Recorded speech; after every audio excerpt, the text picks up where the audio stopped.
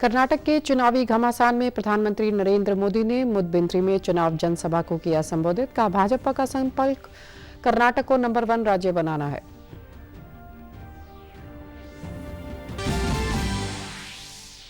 नई दिल्ली में केंद्रीय मंत्री पुरुषोत्तम रुपाला ने कहा, पशु व मत्स्य पालकों की जेब में सीधा पैसा पहुंचाना हमारा लक्ष्य। किसान क्रेडिट कार्ड और HIDF रेडियो कैंपेन की शुरुआत की। और जनसंवाद कार्यक्रम के तीसरे दिन सीएम मनोहर लाल ने पेहोवा के कई गांवों का किया दौरा। PPL कार्ड धारकों की बिजली बिल की लिमिट 9,000 से बढ़ाकर 12,000 की। नमस्कार, चंडीगढ़ से आपका स्वागत है। मैं हूं आरजू। अब समाचार विस्तार से।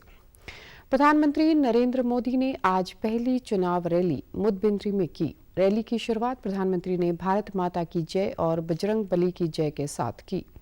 इस दौरान प्रधानमंत्री ने कहा कि भाजपा का संकल्प कर्नाटक को नंबर 1 राज्य बनाना है। हमारा इरादा और प्रयास है कि कर्नाटक औद्योगिक विकास, स्वास्थ्य और शिक्षा के साथ हर क्षेत्र में नंबर 1 बने।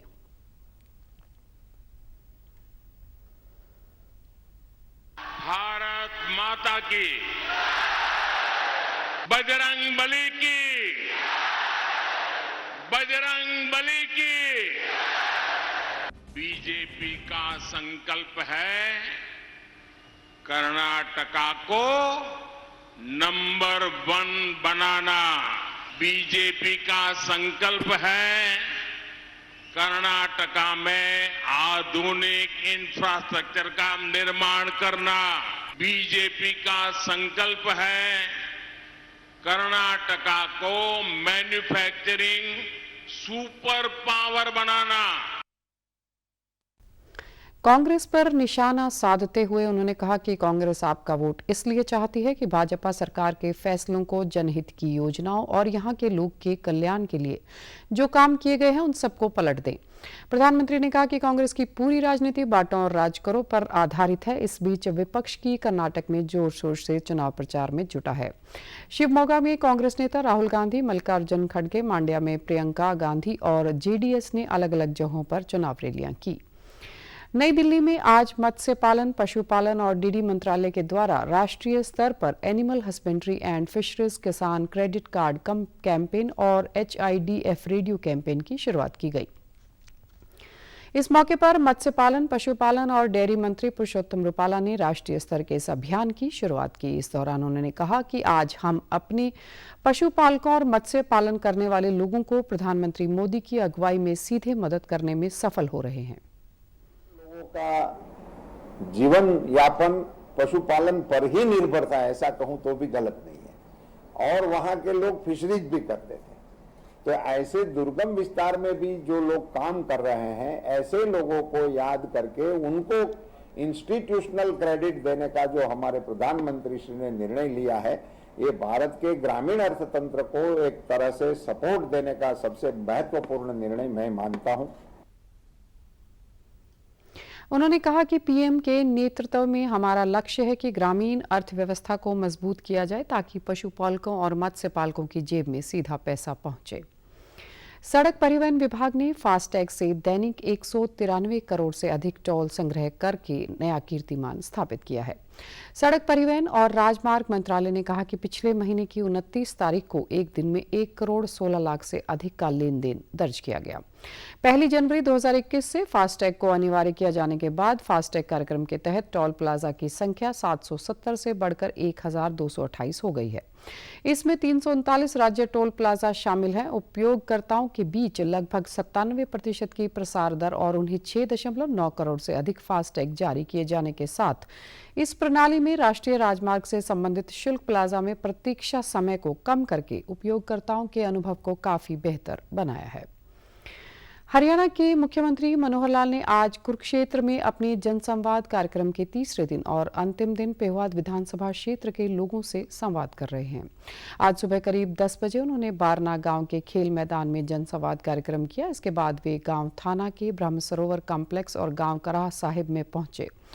लोगों की समस्याओं को सुना। उन्होंने पेहोवा से करनाल जाने वाली बस को हरी झंडी दिखाकर भी रवाना किया। अपने कार्यक्रम के दूसरे दिन कल मुख्यमंत्री ने अभिमन्युपुर गांव में खुला दरबार लगाया। इस दौरान उन्होंने गरीब परिवारों को बड़ी राहत देते हुए यह घोषणा की कि 9,000 रुपए की बजाय अब 12,000 रुपए तक के वार्षिक बिजली बिल वालों को मुफ्त राशन का लाभ मिल सकेगा। मुख्यमंत्री ने यह भी घोषणा की कि कल से ही सभी संबंधित विभागों के जरिए यह संदेश लाभार्थियों तक पहुंचा दिया जाएगा।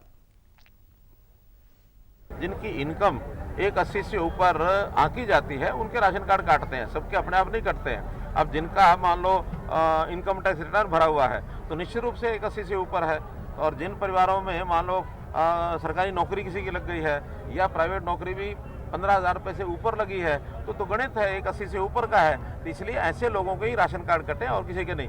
गलती से किसी का कटा हो तो उसको ठीक करने के लिए जो समय दिया जाता है उसको हम ठीक करने के लिए तैयार हैं। आज एक जो रियायत दी है वो मैंने आपको बता दी कि बिजली के बिल के कारण से जिनकी इनकम 180 आंकी जाती थी 9,000 रुपये की लिमिट से, अब उसको लिमिट को 12,000 कर दिया है।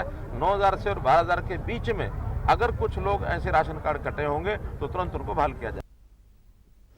जनसंवाद कार्यक्रम में मुख्यमंत्री ने आसपास के गांव के करीब 10 सरपंचों से बातचीत करते हुए उन्हें आश्वस्त किया कि तालाबों से संबंधित सफाई के कार्य वह स्वयं करवा सकते हैं। मुख्यमंत्री ने ज्योतिसर में ई टेंडरिंग पर फीडबैक दे रहे गांव रावगढ़ के सरपंच नौरंग सिंह को तत्काल ही ई टेंडरिंग का ब्रांड एम्बेसडर घोषित कर दिया।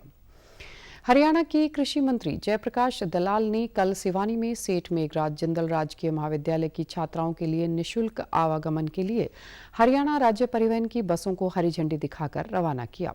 इस मौके पर उन्होंने कहा कि सरकार का बेटियों की पढ़ाई पर पूरा ध्यान है। इसके बाद कृषि मंत्री ने जिले के विभिन्न गांवों में जाकर लोगों की शिकायतें सुनी और उनके समाधान के निर्देश दिए। पत्रकारों से बातचीत में जेपी दलाल ने बताया कि गोठड़ा गांव से मेडिकल मोबाइल वैन को हरी झंडी दिखाकर रवाना किया गया है। इस वैन से गांव-गांव जाकर लोगों के स्वास्थ्य की जांच की जाएगी। कृषि मंत्री ने कहा कि सरकार का लक्ष्य है कि लोगों को शहर के चक्कर न काटने पड़े और घर में ही उन्हें निःशुल्क स्वास्थ्य सुविधाएं मिल सकें।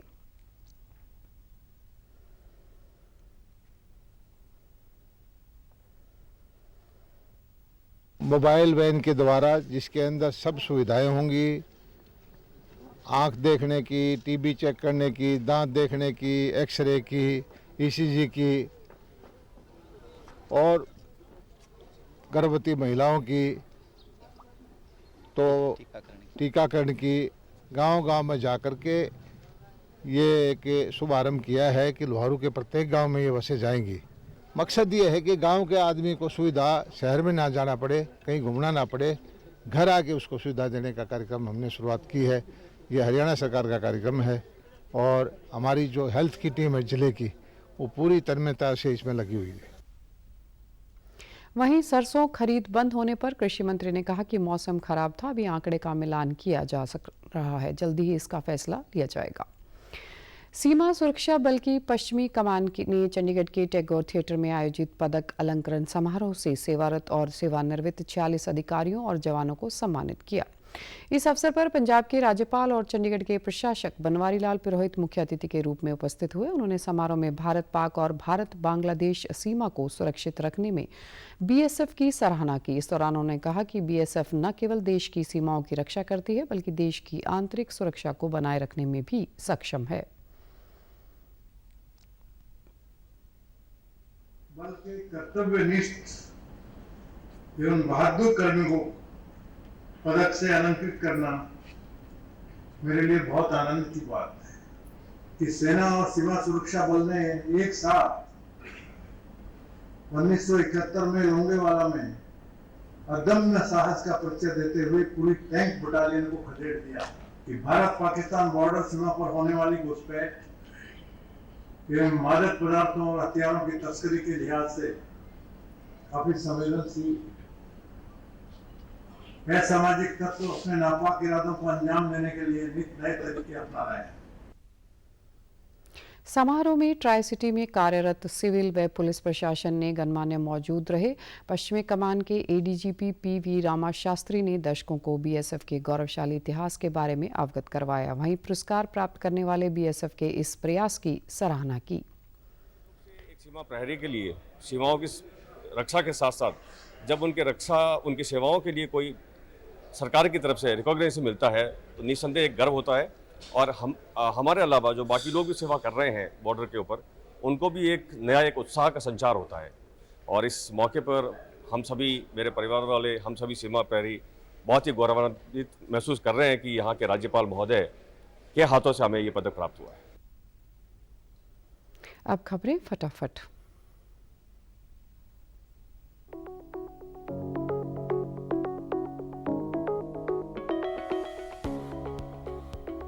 ईपीएफओ ने उच्च वेतन पर पेंशन का विकल्प चुनने की आवेदन तिथि 3 मई से बढ़ा। 26 जून की विकल्प चुनने से बढ़ जाएगी सब्सक्राइबर की पेंशन।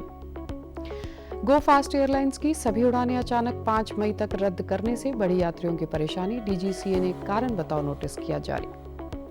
15 अप्रैल से शुरू ऑपरेशन कावेरी के तहत अब तक सूडान से 3200 से अधिक भारतीय सुरक्षित निकाले। परिजनों ने जताया पीएम का आभार। मौसम विभाग ने देश के उत्तर पश्चिमी इलाकों में जारी किया तेज बारिश का ऑरेंज अलर्ट। पंजाब, हरियाणा और आसपास के लिए भी चेतावनी जारी। और आप हमारे समाचार YouTube channel DD News Chandigarh, Facebook DD News Chandigarh और Twitter handle DD News CHD पर भी देख सकते हैं। इसी के साथ चंडीगढ़ से समाचारों का सिलसिला समाप्त होता है। नमस्कार।